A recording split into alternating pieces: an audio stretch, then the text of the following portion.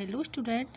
इस वीडियो में मैं आपको जीव विज्ञान की पाठ्य योजना बताने जा रही हूँ, जिसका प्रकरण है परासरण। तो देख लीजिए कक्षा, दिनांक, विषय, कालांश, प्रकरण और समयावधि। अब सबसे पहले ये फॉर्मेट हम बना लेंगे। उद्देश्य, अपेक्षित व्यवहारगत परिवर्तन। उद्देश्य में पहला है ज्ञान, विद्यार्थियों को परासरण से संबंधित तथ्यों का ज्ञान कराना। अपेक्षित व्यवहारगत परिवर्तन में हम देखते हैं पहला पॉइंट है विद्यार्थी परासरण से संबंधित तथ्यों का प्रत्यय स्मरण कर सकेंगे। दूसरा है विद्यार्थी परासरण से संबंधित तथ्यों का प्रतिविज्ञान कर सकेंगे। फिर देखते हैं दूसरा शिक्षण उद्देश्य है अवबोध, विद्यार्थियों को परासरण से संबंधित तथ्यों का अवबोध कराना। अपेक्षित व्यवहारगत परिवर्तन में पहला पॉइंट है विद्यार्थी परासरण से संबंधित तथ्यों को स्पष्ट कर सकेंगे। दूसरा विद्यार्थी परासरण से संबंधित तथ्यों के प्रकारों को वर्गीकृत कर सकेंगे। फिर देखते हैं हम तीसरा शिक्षण उद्देश्य है ज्ञानोपयोग, विद्यार्थियों को परासरण से संबंधित तथ्यों का उपयोग दैनिक जीवन में करने की क्षमता विकसित कराना। अपेक्षित व्यवहारगत परिवर्तन में पहला पॉइंट है विद्यार्थी परासरण से संबंधित तथ्यों के ज्ञान का उपयोग उच्च अध्ययन में कर सकेंगे। दूसरा है विद्यार्थी प्राप्त ज्ञान का उपयोग दैनिक जीवन में कर सकेंगे। अगला शिक्षण उद्देश्य है कौशल, विद्यार्थियों को परासरण से संबंधित तथ्यों के प्रयोग की योग्यता की कुशलता का विकास करवाना। अपेक्षित व्यवहारगत परिवर्तन में पहला पॉइंट हम देखते हैं विद्यार्थी परासरण से संबंधित तथ्यों का चार्ट बना सकेंगे। दूसरा विद्यार्थी परासरण से संबंधित तथ्यों की सारणी बना सकेंगे। फिर अगला शिक्षण उद्देश्य है अभिरुचि, विद्यार्थियों में परासरण से संबंधित तथ्यों की समस्या के प्रति रुचि विकसित कराना।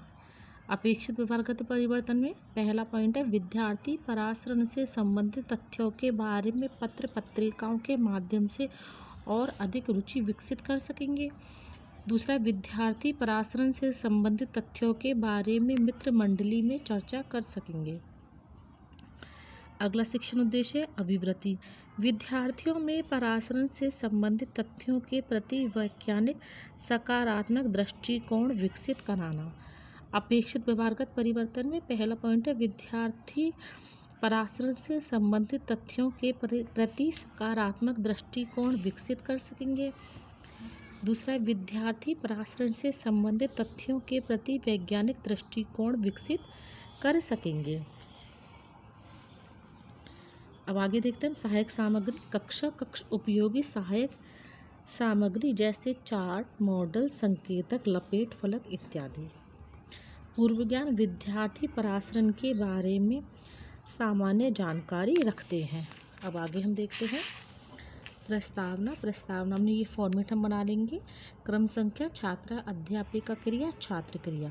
छात्रा अध्यापिका क्रिया में हम पहला प्रश्न लिखेंगे पृथ्वी पर कौन कौन से सजीव निवास करते हैं। छात्र क्रिया में लिखेंगे हम पृथ्वी पर मनुष्य, पेड़ पौधे आदि सजीव रहते हैं। दूसरा प्रश्न है पौधों के विभिन्न भाग कौन कौन से हैं। इसमें हम लिखेंगे पौधे के विभिन्न भाग जड़, तना, पत्ती है। तीसरा प्रश्न है जड़, तना, पत्तियों में से जल का अवशोषण का काम कौन करता है। छात्र क्रिया में हम लिखेंगे जड़, तना, पत्तियों में जड़ द्वारा जल अवशोषण किया जाता है। अगला प्रश्न है पौधों में जड़ों द्वारा अवशोषण किस प्रक्रिया द्वारा होता है। छात्र क्रिया में हम लिखेंगे पौधों द्वारा जल अवशोषण परासरण की क्रिया द्वारा होता है।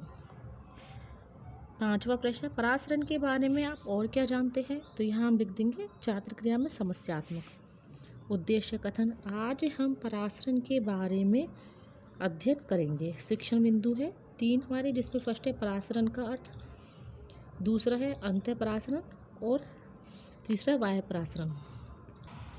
अब आगे देख लीजिए इस प्रकार से फॉर्मेट हम बना लेंगे। शिक्षण बिंदु छात्रा अध्यापिका, छात्र क्रिया, विधि प्रविधि, सहायक सामग्री और शामपट्ट सार। अब शिक्षण बिंदु में पहला शिक्षण बिंदु है परासरण का अर्थ। छात्रा अध्यापिका क्रिया में हम विकासात्मक प्रश्न लिखेंगे। इनमें पहला प्रश्न है प्रस्तुत वस्तुएं किससे बनाई गई हैं। छात्र क्रिया में हम लिखेंगे आलू से। देख लीजिए इसमें इस प्रकार से हम चित्र बना लेंगे। सहायक सामग्री में इसका आप स्क्रीनशॉट भी ले सकते हैं। ए कप, बी कप, सी कप। ए कप खाली, बी कप चीनी का है और सी कप है नमक। आलू के कप है ये परासरण का अर्थ। दूसरा प्रश्न हम लिखेंगे, आलू के कितने कप बनाए गए हैं? छात्र क्रिया में लिखेंगे हम 3 कप। तीसरा प्रश्न है, कप ए में क्या है? छात्र क्रिया में हम लिखेंगे खाली। चौथा प्रश्न है, कप बी में क्या है? छात्र क्रिया में हम लिखेंगे चीनी। फिर अगला प्रश्न है, परासरण से आप क्या समझते हैं? तो यहाँ आ जाएगा संभावित उत्तर। विधि प्रविधि में हम लिख देंगे प्रश्नोत्तर प्रविधि। अब देखते हैं छात्रा अध्यापिका कथन। ये छात्रा अध्यापिका क्रिया में लिखा जाएगा। किसी विलायक का अपने अधिक सांद्रता क्षेत्र की ओर से कम सांद्रता क्षेत्र की तरफ अर्धपरागम्य झिल्ली के द्वारा होने वाले विसरण को परासरण कहते हैं। छात्र क्रिया में हम लिखेंगे विद्यार्थी ध्यान पूर्वक सुनेंगे। विधि प्रविधि में हम लिख देंगे व्याख्या विधि। अब देख लीजिए, श्याम पट्टसार इस प्रकार से ब्लैक शीट पर हम लिखेंगे परासरण का अर्थ अधिक सांद्रता से कम सांद्रता की ओर अर्धपारगम्य झिल्ली द्वारा होने वाला विसरण। अब देख लीजिए आगे फिर से यही फॉर्मेट हम बना लेंगे। शिक्षण बिंदु, छात्रा अध्यापिका क्रिया, छात्र क्रिया, विधि प्रविधि, सहायक सामग्री और श्याम पट्टसार। दूसरा शिक्षण बिंदु है अंतः परासरण। अब छात्रा अध्यापिका क्रिया में हम विकासात्मक प्रश्न लिखेंगे। इनमें पहला प्रश्न हम लिखेंगे बीकर में क्या भरा हुआ है? छात्र क्रिया में हम लिखेंगे जल। अब देख लीजिए ये चित्र हम बना लेंगे। इसका आप स्क्रीनशॉट ले लीजिए। दूसरा प्रश्न है जल में कुछ समय तक किशमिश को रखने पर क्या होता है? छात्र क्रिया में हम लिखेंगे किशमिश फूल जाती है। तीसरा प्रश्न है किशमिश किस प्रक्रिया के माध्यम से फूलती है? छात्र क्रिया में हम लिखेंगे अंतः परासरण। चौथा प्रश्न है अंतः परासरण से आप क्या समझते हैं? तो यहाँ लिख देंगे संभावित उत्तर। विधि प्रविधि में हम लिख देंगे प्रश्नोत्तर प्रविधि। अब देख लीजिए छात्रा अध्यापिका क्रिया में हम छात्रा अध्यापिका कथन लिखेंगे।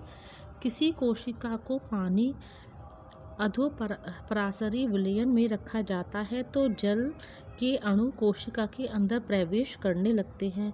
यह प्रक्रिया अंतः परासरण कहलाती है। विधि प्रविधि हम लिख देंगे व्याख्या प्रविधि। श्याम पट्टसार अंतः परासरण अधोपरासरी विलयन के जल के अणुओं का कोशिका में प्रवेश।